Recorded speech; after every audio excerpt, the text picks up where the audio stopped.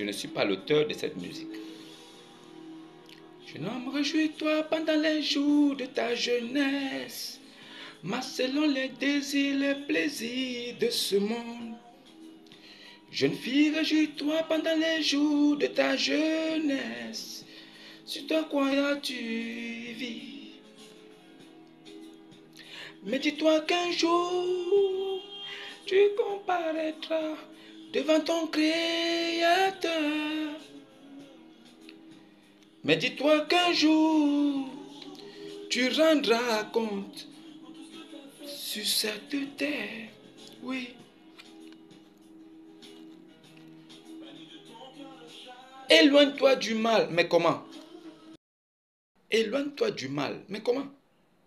Shalom, soyez tous salués dans le puissant nom de notre Seigneur Jésus. C'est comme je le dis toujours, c'est le nom qui a été donné pour les hommes, pour être sauvés, pour la rédemption des péchés, pour le pardon des péchés. Car il n'y a que le nom de Jésus qui pardonne les péchés.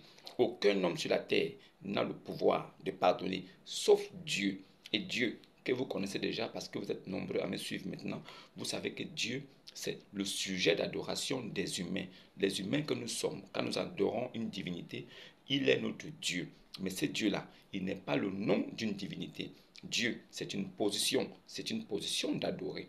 Maintenant, nous qui connaissons le nom de Dieu, parce que le plus important, c'est de savoir et de connaître le nom de son Père et de son Dieu. Alors, nous ne sommes pas ceux qui adorent un Dieu qui les a créés pour qu'ils soient des esclaves.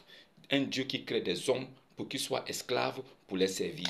Non, nous ne sommes pas ceux-là. Nous ne sommes pas ceux qui ont été créés pour être asservis, pour être des esclaves qui sont obligés d'adorer pour être sauvés. Non.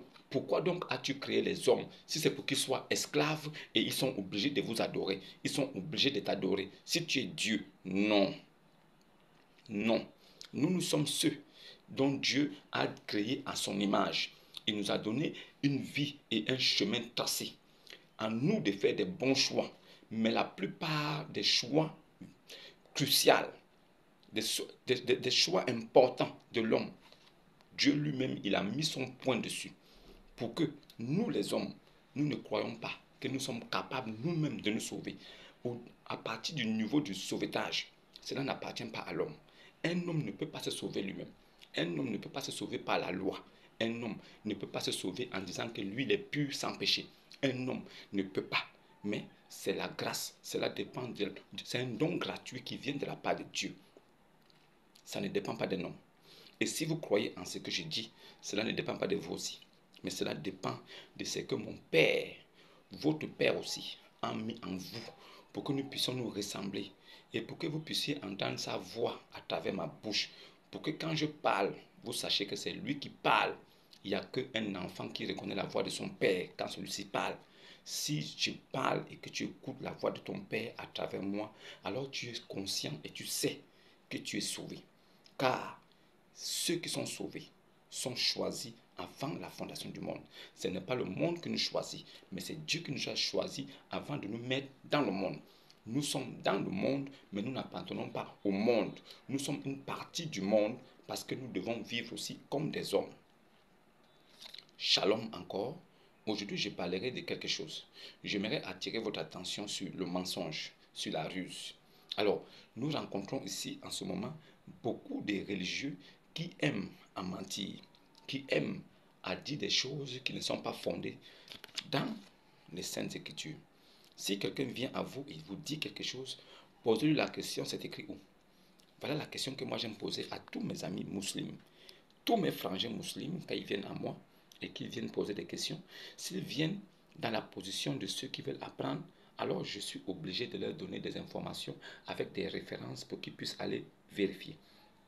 Le plus important, c'est de vérifier toujours ce qu'on vous dit. Ce n'est pas de prendre à la lettre et de mettre foi. Non. Écoutez attentivement. Prêtez l'oreille.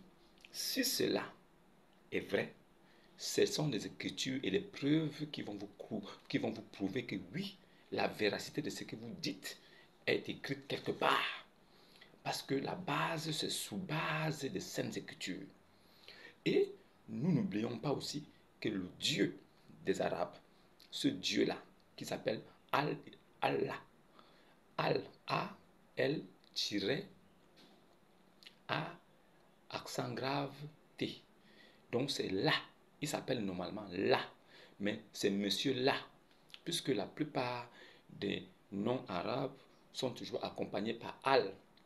Voilà pourquoi lui-même, le prophète, il s'appelle Abu al-Qasim. Abu al-Qasim. Abu al à côté, Qasim. En arabe, c'est Ibn Abi Kabsha. Ibn Abi Kabsha. Donc le al qui est mis quand on prononce en français, en langue française, c'est ça qui est Ibn. C'est ça qui devient le Ibn. Donc, on peut dire Ibn La. Vous pouvez appeler Ibn La.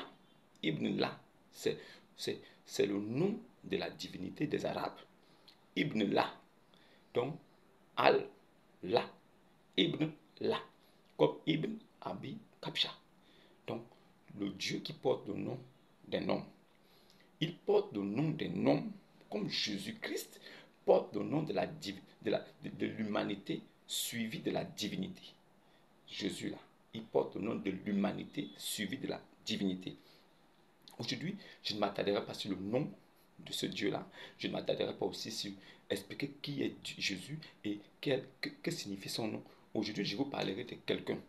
Je vous parlerai d'un menteur, un grand menteur devant l'Éternel. Que vous sachiez que ce gars qui a passé sa vie à raconter dans les réseaux sociaux et un peu partout, que Dieu s'appelle Allah. Et que si on dit Allah, c'est Dieu. Non. Si on dit Allah, ce n'est pas Dieu. Allah, c'est le nom du Dieu des Arabes. Le Ilah des Arabes s'appelle Allah. Donc le Dieu des Arabes s'appelle Allah. Ibn La, le Dieu des Arabes. Le Ilah des Arabes s'appelle Ibn La. Est-ce que vous comprenez? Ça veut dire que le Dieu des Arabes, le Ilah des Arabes s'appelle Ibn La. Ibn La. Allah. Ibn La. Retenez bien cela. Aujourd'hui, je vous parlerai de son prophète.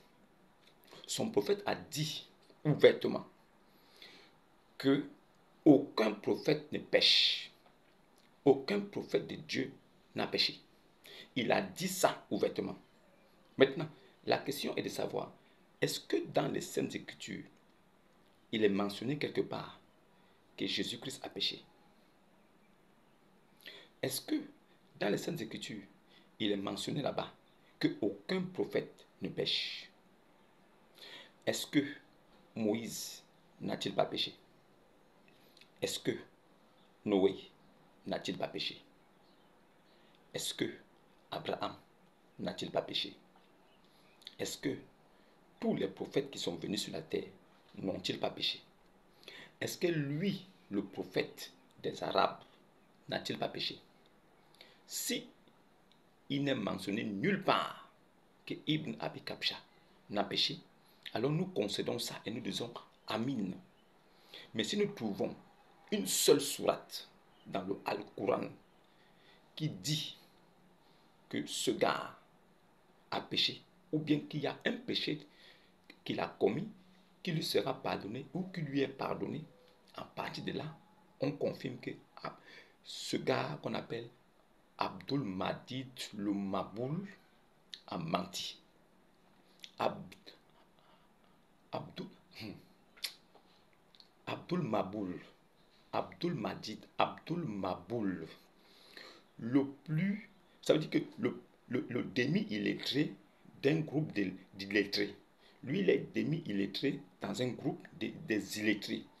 Comme lui, il est un borgne qui a un œil et que les autres sont aveugles, alors il leur a fait croire que c'était la vérité qu'il leur disait. Mais aujourd'hui, là, je viens vous apporter quelque chose pour que vous compreniez que c'est un menteur. Si vous lui posez la question, quand tu dis qu'aucun prophète de Dieu ne pêche, tu t'appuies sur quel verset biblique? Vous allez voir. Tu t'appuies sur quel verset coranique? Vous allez voir son développement. Vous allez comprendre quelque chose. Il fait sa philosophie devant des gens pour des âmes sensibles qui ne connaissent pas, ils auront l'impression qu'il est dans la vérité. Mais comment sauriez-vous que quelqu'un est dans la vérité s'il dit des choses dont il ne montre pas de support? Si quelqu'un vous dit quelque chose et il n'y a aucun support biblique ou coranique, ou il n'y a aucun livre sur lequel il s'appuie pour le dire, vous le prendriez de quoi? Voilà pourquoi je vous ai dit que moi qui vous parle, je vous mets au défi. Tout ce que je dis est écrit et fondé sous base des preuves irréfutables. Si je dis quelque chose, je suis capable de vous prouver ça. Je suis capable de vous montrer ça. Alors, si je dis que tous les prophètes de la terre ont péché et qu'il n'est trouvé qu'un seul qui n'a pas péché, qui est venu comme le prophète, il n'était pas un prophète. Tous les autres qui sont venus étaient des prophètes. Ils sont venus comme, chacun est venu comme un prophète. Mais lui, il est venu comme le prophète parce que c'est de lui qui est la source des prophètes. C'est lui qui envoie les prophètes. Donc il est la source et il envoie des sources. Il est la source qui envoie les petites sources. C'est pour ça qu'il a dit que moi, je vous envoie des prophètes. Est-ce qu'il y a un homme dans tous les livres saints, dans tous les livres de foi, est-ce qu'il y a un seul prophète, j'ai dit un, qui a dit qu'il a envoyé des prophètes? Quel est le nom du seul prophète qui a dit que je vous envoie des prophètes? N'est-ce pas Yeshua? N'est-ce pas Jésus-Christ? N'est-ce pas Jesus Christ? Si Jésus dit qu'il envoie des prophètes, il envoie des prophètes sur quelle base? Il s'appuie sur quoi pour dire que lui, il est capable d'envoyer des prophètes? Voilà. Et dans le Al-Coran, il est écrit que Jésus là, que c'est Allah a fait don à Mariam d'un fils pur sans péché. Pur sans péché. De faire don d'un fils pur sans péché. Écoutez bien, d'un fils pur sans péché. Mais quand toi tu viens nous dire, Abdul Maboul, que tous les prophètes ne pêchent pas, aucun prophète de Dieu n'a péché, mais on va te demander la question, on va te poser la question, tu dis ça d'où? Les gens qui t'écoutent, qui te suivent, avant, on ne connaissait pas ces choses, on te laissait parler. Aujourd'hui, nous on te confronte à ce qui est écrit. On t'amène dans la sourate 48, verset 2. Sourate 48, verset 2. Et je vais apporter encore d'autres preuves et arguments pour que vous compreniez que ce gars ne mérite même pas que vous l'écoutiez. C'est un maudit de l'enfer. Suivez ce petit documentaire là où Abdul Mahdi lui-même il dit de sa bouche qu'aucun prophète ne pêche. Tout ça parce qu'il veut camoufler les péchés passés, futurs et présents de Ibn Abi Kabsha, son prophète, un prophète arabe qui a un Dieu arabe, qui ne parle qu'une seule langue, dont il faut se prosterner, dont les hommes sont des esclaves, et lui il les menace tout le temps. Voilà ce qui est l'islam. Suivez le menteur, le rusé, le fils du père du mensonge qui était meurtrier dès le commencement. Il est père du mensonge et tout ce qu'il dit est mensonge et mensonge et mensonge. Suivez le fils du menteur, Abdul Maboul. Soumettre à sa volonté, et celle du diable détourne l'humanité de vouloir dire. Vous nous l'aviez toujours dit. Nous l'avons toujours dit ici. Oui, mais dites-nous, on vous a vu aussi dans votre dynamique de distribuer, d'évangéliser, sinon de donner le bon message du saint prophète du Coran, et sinon de Dieu lui-même à qui nous devons nous soumettre. On vous a vu tenir des rencontres en plein air pour répondre donc au public comme ça. Et nous avions pensé que nous pouvions adhérer à votre thèse, sauf que le sauveur de l'humanité, si seulement c'est le prophète Mohammed, mais il devrait quand même être saint, comme Jésus. Oui, mais c'est tous les prophètes. Sans péché. Qu'est-ce que vous avez... Ah oui, donc je... Oui, mais c'est cet argument-là qu'on brandit chaque fois que oui, vous êtes... mais c'est-à-dire c'est un faux argument. Un faux argument pour la simple et bonne raison. Pourquoi? D'abord, comme pour nous les musulmans, et comme tel que nous dit le Coran, d'abord, les prophètes de Dieu ne commettent jamais de péché. Jamais de péché. Ils peuvent commettre des erreurs de jugement. Cela est arrivé à tous les prophètes, y compris à Jésus dans la Bible. Ils commettent une erreur de jugement sur un point sur lequel Dieu ne lui a pas encore donné une révélation. Mais les prophètes ne peuvent pas commettre des péchés. Pourquoi? Des péchés comme tels, les péchés que nous commettons, nous, par faiblesse. Même M. Bongo, vous savez que nous, les hommes finis, nous qui n'avons pas le pouvoir de sonder le cœur, nous savons bien choisir des hommes intègres sur base de certains critères intellectuels, moraux, ainsi de suite, qui peuvent gérer nos affaires, nos entreprises, nos sociétés. À combler plus forte raison, Dieu qui sonde le cœur et qui transforme le cœur, ne saura-t-il pas choisir un homme qui, c'est-à-dire intellectuellement et moralement, ne peut pas faillir dans la transmission de sa volonté.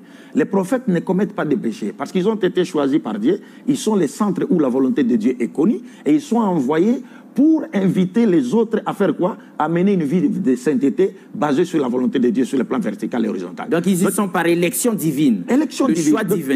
Et Dieu ne peut se tromper dans ce choix. Ils sont un modèle à suivre. Donc ils ne peuvent pas eux-mêmes commettre des péchés qui sont venus chasser.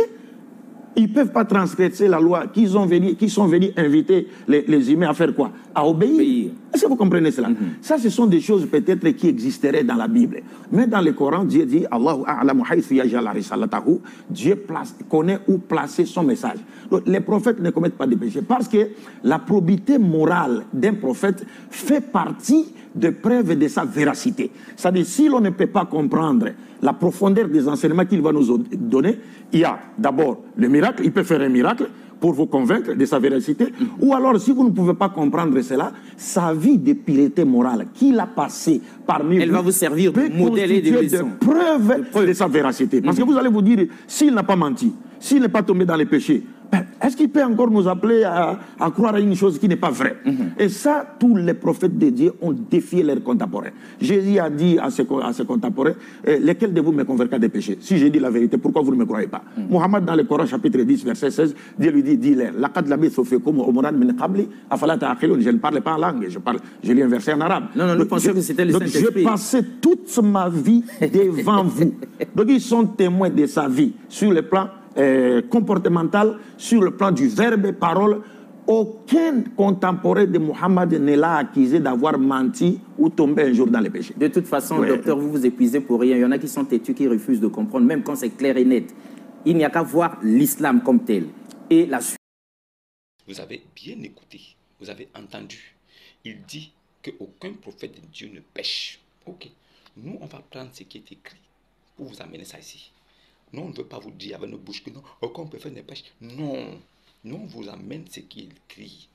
Sourate 48, verset 2. Sourate 48, au verset 2. Afin que Dieu te pardonne tes péchés, passés et futurs, qu'il parachève sur toi son bienfait et te guide sur la voie droite. Nous allons décortiquer ce petit verset, cette petite sourate, en 2-3 minutes pour apporter la lumière à ceux qui lisent ça de façon courante. Ils se disent non, c'est pas comme ça qu'on lit le Coran. Le Coran a la révélation cachée dedans. C'est le livre avec la vérité. Ce n'est pas un livre de vérité, mais c'est le livre qui contient la vérité à l'intérieur. Mais pour la savoir, pour connaître cette vérité, il faut avoir le discernement. Si vous n'avez pas de discernement, vous ne pouvez pas connaître, vous ne pouvez pas comprendre. Alors, allons-y vérifier. Allons-y ensemble. Allons-y ensemble. Sourate 48, verset 2. Analyse logique de cette phrase. Afin que Dieu te pardonne tes péchés passés et futurs. Afin que Dieu, le Dieu dont tu parles, c'est Allah. Afin que Allah, Ibn Allah, Ibn Allah, lui pardonne à lui, son prophète, ses péchés passés, futurs. Si on dit péché passé, ça veut dire que dans le passé, tu as commis des infractions. Ça veut dire que tu as commis des bévues, des erreurs. Tu as fait des choses qui étaient contre nature, contre la loi de Dieu. C'est ça qu'on appelle péché. La loi, c'est la loi mosaïque. Ce sont les 10 commandements.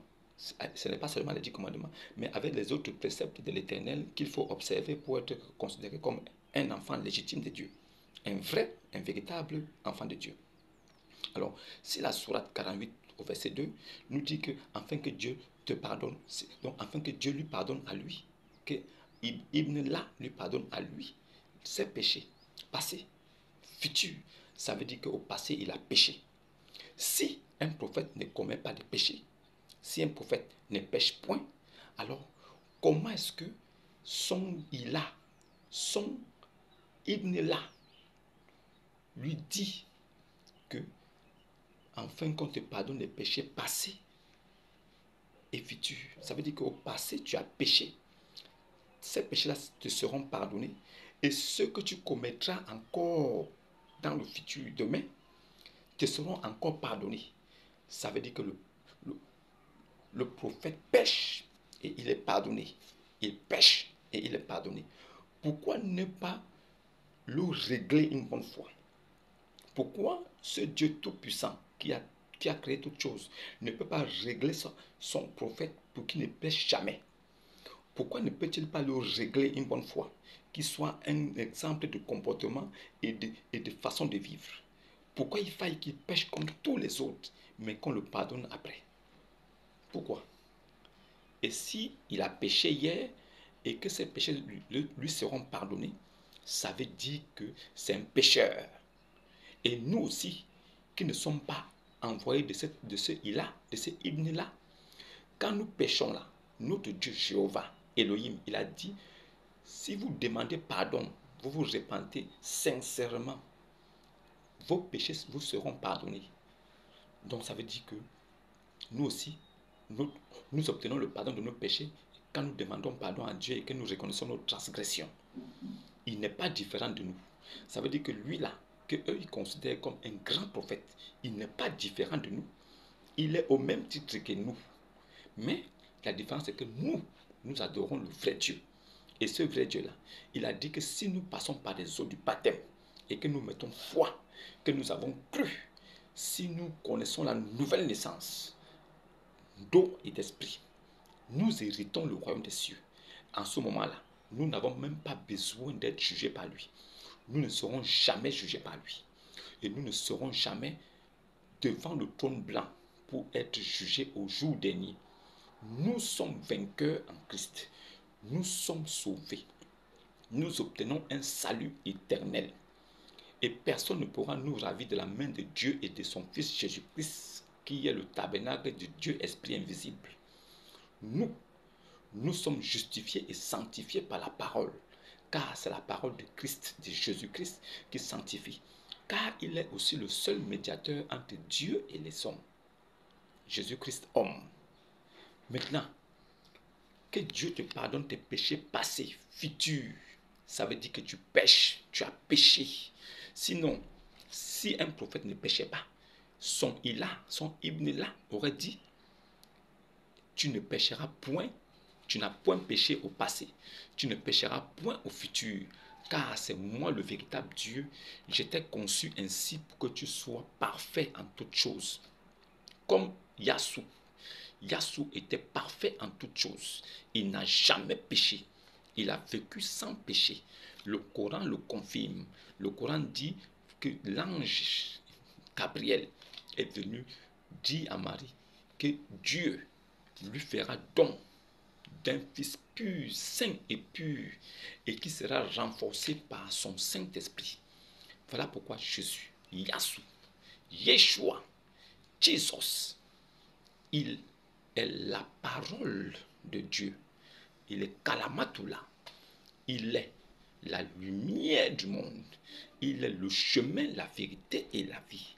Il est la vie éternelle. Il pardonne les péchés. Il ressuscite les morts. Jésus-Christ est l'Esprit de Dieu. Il est le Verbe même de Dieu. Il est la représentation physique de Dieu invisible. Il est la manifestation de l'Esprit Christ invisible. Il est le seul, le Messie. Tous les prophètes ne sont pas des Messies. Le prophète qu'on appelle Ibn Abi Kabsha, il n'est jamais le Messie. Le Coran n'a jamais mentionné qu'il est le Messie.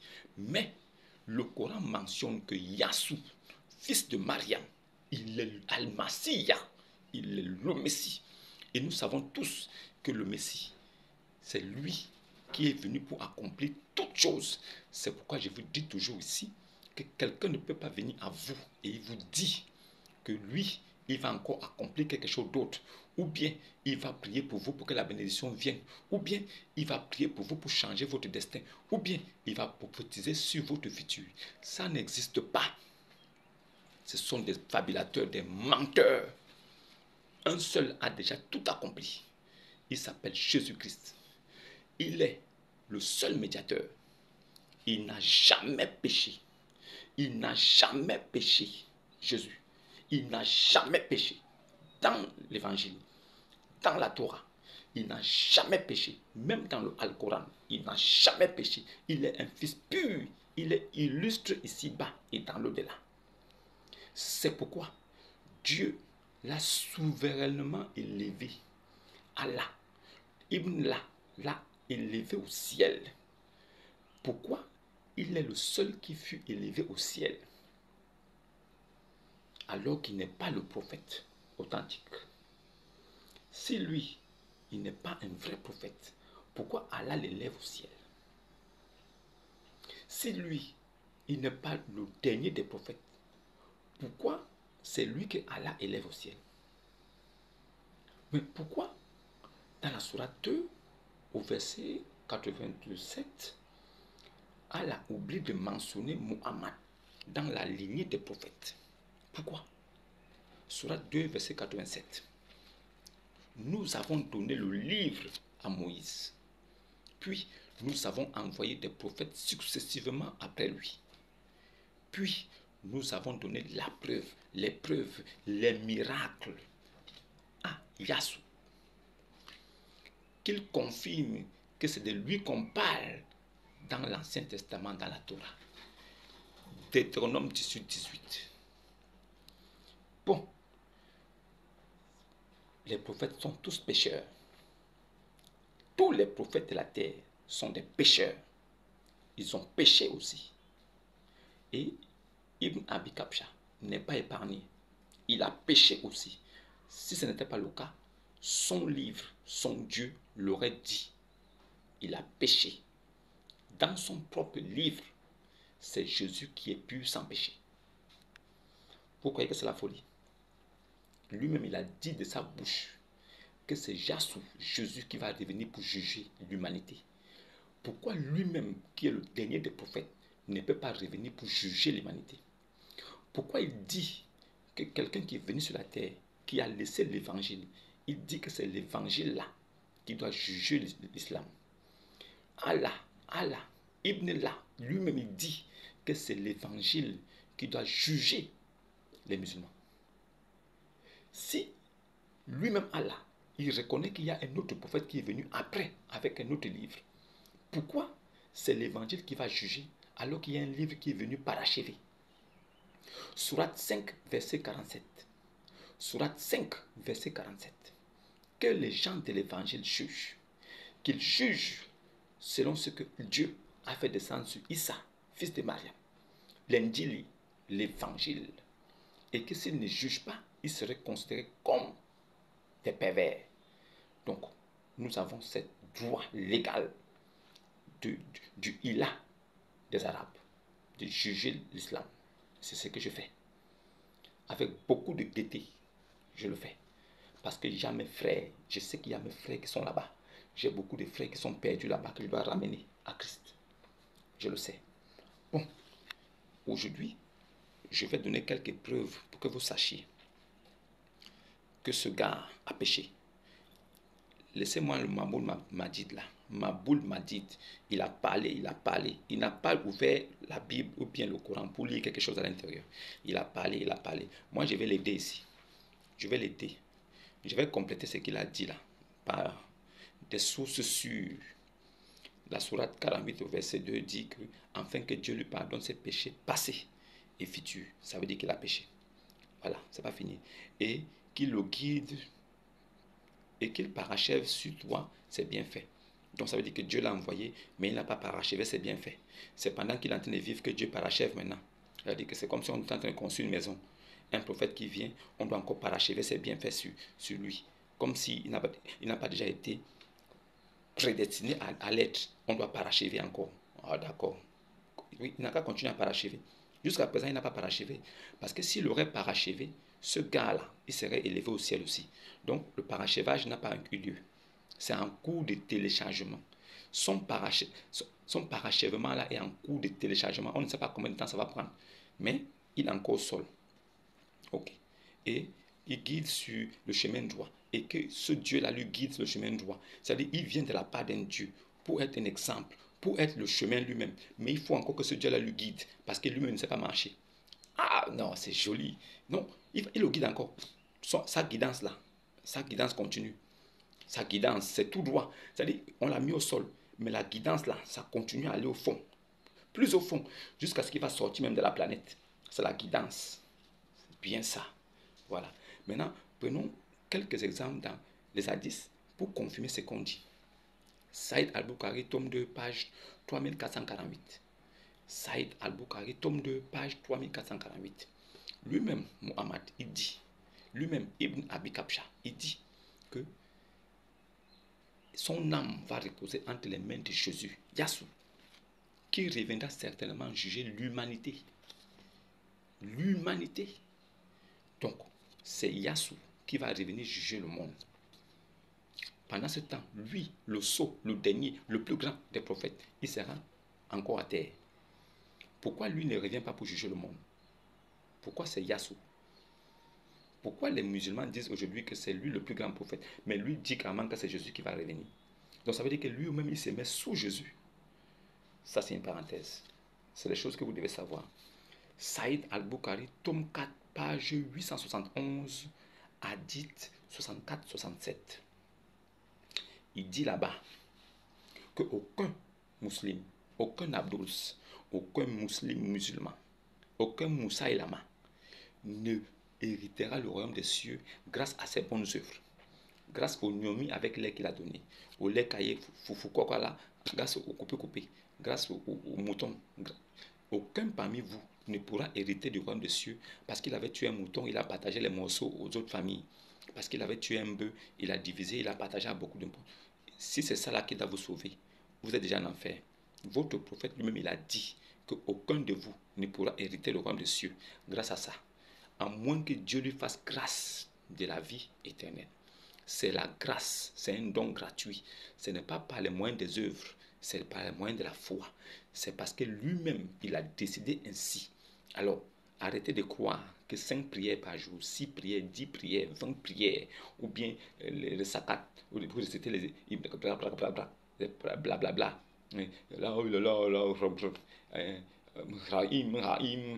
Ça là, ça ne va nulle part. Oubliez tout ça. Ou bien, oh non, si je récite les 100 noms moins 1 d'Allah, je serai au paradis. Non. Tu peux réciter même les 100 noms moins même 100 000. Récite même les 1000 noms moins 1. Les 100 000 moins 5. Ça ne va t'amener nulle part. Si tu n'as pas cru en Jésus et que tu n'as pas pris ton baptême, tu vas rester en bas là-bas comme lui. Tu vas rester en bas comme lui. C'est la seule chose que tu dois connaître. Voilà. Et voyez le prophète pur dont on parle, qui n'a jamais péché là. Saïd Al-Sharwani, volume 1, page 263. Al-Sharwani, volume 1, page 263. Voilà un homme qui perd sa femme. Ali était son nom. Mais il trouve le courage de bander et de l'enfoncer quand même. Ça là, ce n'est pas un péché. Ça, ce n'est pas un péché. C'est considéré comme un viol parce que la personne est inerte, elle ne bouge pas. Toi, tu l'enfonces. Est-ce que tu as demandé son consentement? Même quand vous êtes marié à une femme et que vous voulez faire des rapports avec elle, vous lui demandez. Si elle dit qu'elle ne veut pas et que vous forcez, c'est un viol. Tout le monde le sait. Selon la législation, c'est un viol. Alors, si quelqu'un enfonce un cadavre, il dit que c'est Dieu qui l'a envoyé. Ce n'est pas un viol. Est-ce que ce n'est pas un péché? Maintenant, si un homme va prendre une petite fille de 6 ans, il la tape, il couche avec elle, parce qu'il dit que c'est son Dieu qui l'a envoyé. C'est pas de la pédophilie? Est-ce qu'on ne peut pas appeler ça de la pédophilie? Pour vous, comment est-ce que vous appelez ça? Comment vous qualifiez cet acte? Quoi? Le Dieu qui l'a envoyé, il est incapable de lui dire, hey, arrête, il s'agit d'un bébé là, laisse-la tranquille, va prendre une femme de 20 ans, 30 ans, 40 ans. Mais ce Dieu-là connaît qu'il a 54 ans, mais il lui permet d'aller prendre un enfant de 6 ans, un bébé. Ce n'est pas un péché ça? Pour vous là, qui croyez que Maboul m'a dit, il est un docteur, c'est pas un péché? Est-ce qu'il peut venir devant moi, me dire en face que la pédophilie n'est pas un péché condamnable? Est-ce que lui-même, ce faux docteur qui parle, s'il est attrapé aujourd'hui parce qu'il a couché un enfant de moins de 18 ans, est-ce qu'il n'ira pas en prison? Est-ce qu'il n'ira pas en prison? Si, c'est un péché devant les hommes. Et si c'est un péché devant les hommes, c'est aussi un péché devant Dieu. Il faut reconnaître ces choses-là. Mais 16 ans encore, ça va. Non, c'est grand. 14 ans passés même, il y a des filles qui sont matures. Mais 6 ans, c'est un bébé. C'est un bébé. Tu couches avec un enfant qui n'a même pas encore la puberté. Tu couches avec un enfant qui n'a même pas encore vu ses menstruations. Mais ce n'est pas de la malédiction, ça. C'est un péché. S'il dit que aucun prophète ne pêche, moi je suis en train de d'énumérer ici les péchés de son prophète qu'il veut cacher à la face du monde. Moi j'expose ça. Saïd ibn Saïd, Kala Lagré, lui et son père, celle qui me donne ce qui est entre ses jambes. Allez-y, regardez la référence. Saïd ibn Saad, Kala Lagré, lui et son père. Celle qui lui donne, moi m'a dit, celle qui lui donne ce qui est entre ses jambes, donc son sexe, et ce qui est dans sa bouche là, les lèvres qu'il embrasse pendant qu'il accouche. Celle-là, il lui garantit le paradis. Voilà le prophète de Dieu qui ne pêche pas. Il a vécu sans péché. Aucun prophète de Dieu ne pêche. Non, lui, il a fait ça. Il a incité les femmes à venir se donner à lui parce qu'il était avide de sexe. Il a couché avec elles. Il leur a dit que quand je couche avec toi, je te garantis le paradis. Ça là, vous-même vous pouvez croire. Est-ce que vous pouvez croire ça? C'est votre affaire. Vous voulez vous croyez. Je ne m'arrête pas là. Je prendrai encore une autre. La sourate Mariam, verset 19-18. L'ange dit à Mariam que je viens de la part de ton Seigneur pour te faire don d'un fils pur et saint. Un fils pur et saint. Il s'agit de Yassou, Jésus. Le Coran confirme que Jésus est pur et saint. C'est le seul. Il n'y a pas un autre pur et saint dans le Coran, à part Jésus. Alors, où est Muhammad, l'auteur de son livre? Mais je vous rappelle en passant ici que ce n'est pas Muhammad qui a écrit le Coran. Le Coran a été écrit par le calife Ousmane. C'est le calife Ousmane qui a écrit le Coran. Quand Muhammad est mort, le Coran n'est pas écrit. Alors, le Coran a été écrit par le calife Ousmane. Mais le Coran, c'est la parole d'un noble messager qui est Djibril. C'est Djibril, l'ange Djibril qui a serré le cou à Muhammad, à Ibn Abi Kabsha, dans la grotte à Hira, dans une grotte ténébreuse, humide, dans les ténèbres. C'est là-bas où l'ange, cet esprit Djibril, est allé serrer le cou de Ibn Abi Kabsha. C'est lui-là qui vient après dire qu'il est le prophète. Mais il fait une prophétie là où aucune autre personne n'a vu. Et n'a vu son Dieu, n'a entendu quelque chose. Il est le seul qui a parlé et qui a vu ces choses-là. Ça n'engage que lui. Maintenant, on va continuer pour que je puisse bien vous guider. Vous allez savoir. C'est grave. Voilà. Donc, vous prenez aussi Saïd Bukhari 660 311. 660 311. Toutes les sourates était toujours pour satisfaire les désirs sexuels d'Ibn Abi Kabsha.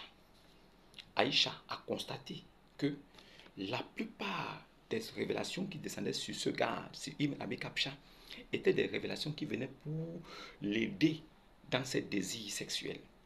C'était seulement en sa faveur, pour le sexe. Voilà un homme qui vient, il est prophète d'un Dieu, mais son Dieu là, il encourage son gars dans la débauche sexuelle. Jusqu'à ce qu'il ne s'est pas arrêté là. Il a même dit qu'un musulman peut louer les services d'une femme pour 3 jours maximum. Il lui donne de l'argent pour le sexe. Surat 4, verset 24. Et il ne s'est pas arrêté là. Si vous partez encore regarder aussi, Saïd musulman 1405F, vous allez voir que le musulman a le droit de forniquer, il a le droit de commettre l'adultère, il a le droit de se prostituer. Et c'est légalisé par son Dieu. Ça, c'est pas mon affaire. C'est ce qui est écrit dans vos livres que je dévoile. Maintenant, il ne s'est pas arrêté là. Comme il est un grand prophète qui n'a jamais péché, selon Abdou Mahdi, sur les femmes, Ibn Abi Kabsha dit que la femme a la moitié d'un cerveau d'un homme. Ibn Abi Kabsha, il dit la femme a la moitié du cerveau d'un homme. Donc, en matière de réflexion, la femme réfléchit de moitié. Si vous allez regarder Saïd Al-Bukhari, 25-58. Saïd Al-Bukhari, 25-58. Hadith 22. Bouquin 52. Allez-y vérifier. Allez-y vérifier. Allez-y vérifier. Saïd Al-Bukhari, 25-58. Hadith 22. Bouquin 52. Allez-y vérifier. Il a dit que la femme a la moitié des réflexions d'un homme. C'est ce qu'il a dit. Voilà quelqu'un comme ça que vous suivez. Il ne s'est pas arrêté là. Il a dit aussi que boire des urines de chameau guérit toutes les maladies. Donc, aujourd'hui là, où nous vivons, si vraiment Muhammad Ibn Abi Kabsha avait dit vrai que les urines de chameau guérissent toutes les maladies, pourquoi les urines de chameau ne sont pas utilisées dans tous les hôpitaux pour pouvoir soigner toutes les maladies? Si vraiment les urines de chameau étaient considérées comme un miracle de la nature et que Muhammad avait raison, pourquoi les urines de chameau ne sont pas utilisées dans tous les hôpitaux pour soigner toutes les maladies du monde? Pourquoi est-ce que les gens sont encore malades alors que les urines de chameau existent? Ah, Muhammad, vraiment, c'est bien. Ibn Abi Kabsha, mon frère, ton enfer est garanti. Toi aussi. Garanti. Il ne s'est pas arrêté là.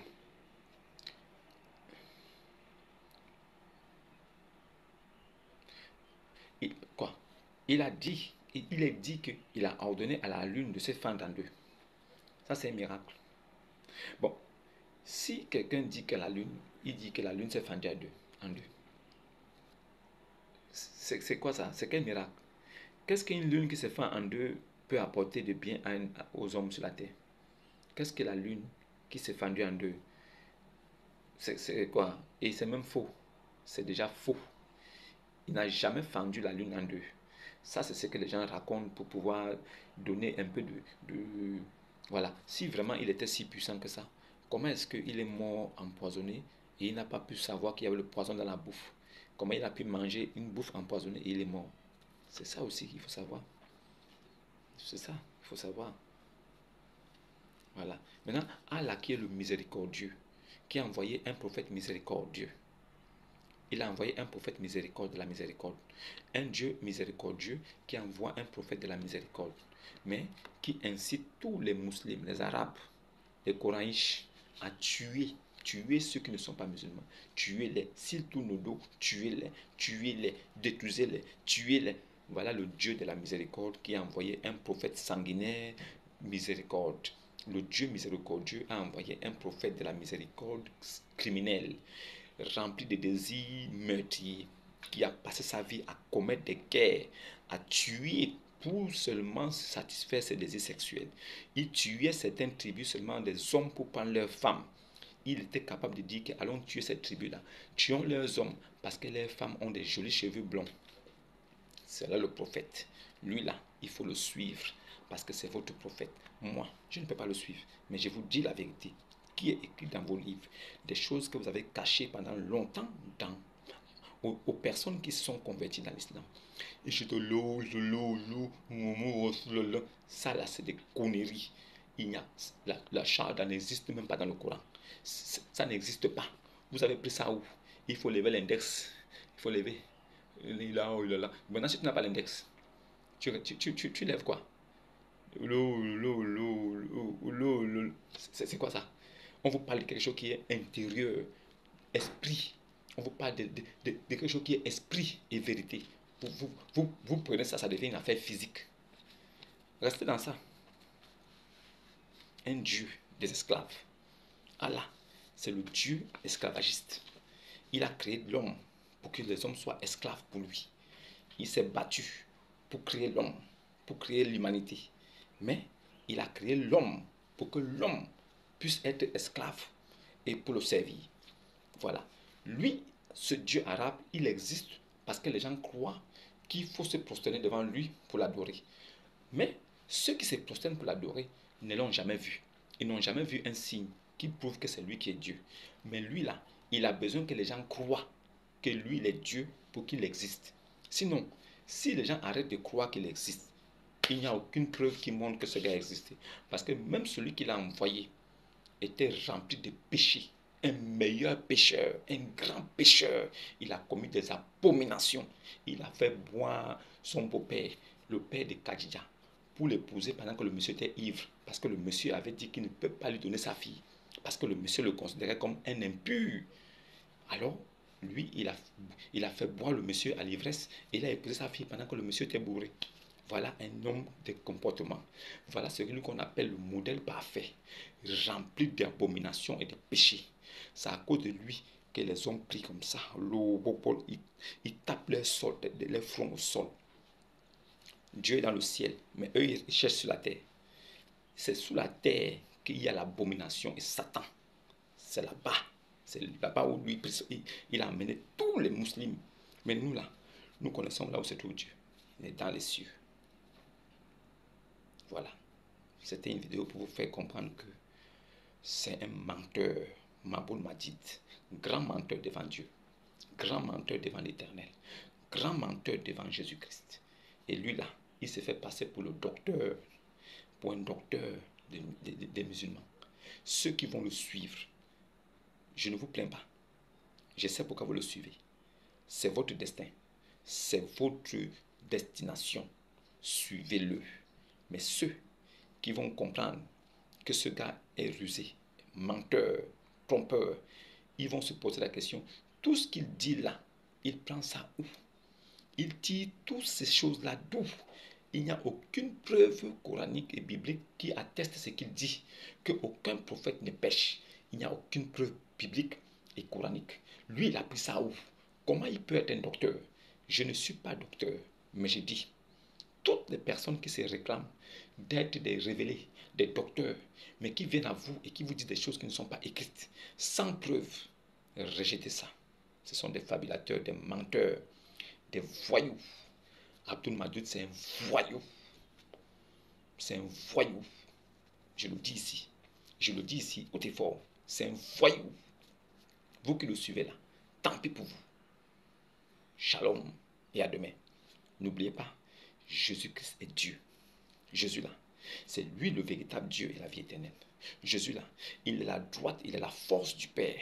Jésus là, c'est la droite de Dieu. C'est en Jésus qu'il y a eu la manifestation de Dieu sur la terre pour que les hommes sachent que Dieu est véritable.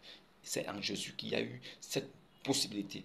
Jésus là, il était la représentation physique du Dieu invisible qu'un homme ne peut voir. Jésus là, il était dans le Père était en lui. Jésus, il était le tabernacle du Esprit Saint invisible qui se baladait, qui est 3 fois saint là, qui se mouvait au-dessus des eaux avant la création. Jésus là, il était la présentation, l'image de l'Esprit invisible devant les hommes, qui est venu. Il a dit lui-même, l'Éternel devait envoyer l'Éternel pour vivre parmi les hommes. L'Éternel s'est envoyé lui-même. Et les hommes ont su que Dieu s'est envoyé lui-même. Mais il s'est envoyé comment? Il est venu comment? Il a vécu comment? Les preuves, c'est quoi? Quelles sont les preuves que c'était lui Dieu? Il a vécu sans péché. Il a manifesté tous les signes que Ésaïe avait annoncés quand l'Éternel devait venir lui-même. Il s'appelait Emmanuel, Dieu parmi les hommes. Il était aussi le royaume des cieux au milieu des hommes. Il a dit, ce royaume n'est pas de ce monde. Qui est vraiment Jésus? Qui a fait connaître le nom de son Père à tous les enfants qu'il lui a donnés? Et pourquoi c'est le nom de Jésus qui est élevé au-dessus de tout nom? Et pourquoi même dans les cieux là-bas, tous genoux fléchissent? Les cieux là, c'est là où réside Dieu. Mais Jésus dit que même dans les cieux là-bas, tous genoux fléchissent au nom de Jésus. Donc le nom de Jésus est le nom qui commande dans les cieux, qui commande sur la terre, qui commande sous terre. Qui est donc Jésus? Et quel est le nom de son Père? C'est la question. Notre Dieu est pur sans péché. Jésus a vécu pur sans péché. Par contre, Ibn Abi Kabsha, il a péché, péché, péché, péché, péché, péché encore, péché encore, péché encore. Surat 48, verset 2. Voilà. Vous avez maintenant de quoi réfléchir vous avez de quoi commenter. N'hésitez pas. Si vous avez des préoccupations, venez, nous en discuterons. Posez vos questions, posez vos préoccupations. Je vous répondrai en m'appuyant seulement sur base des Saintes Écritures. Je ne prendrai jamais dans ma tête. Shalom, Jésus-Christ est Dieu.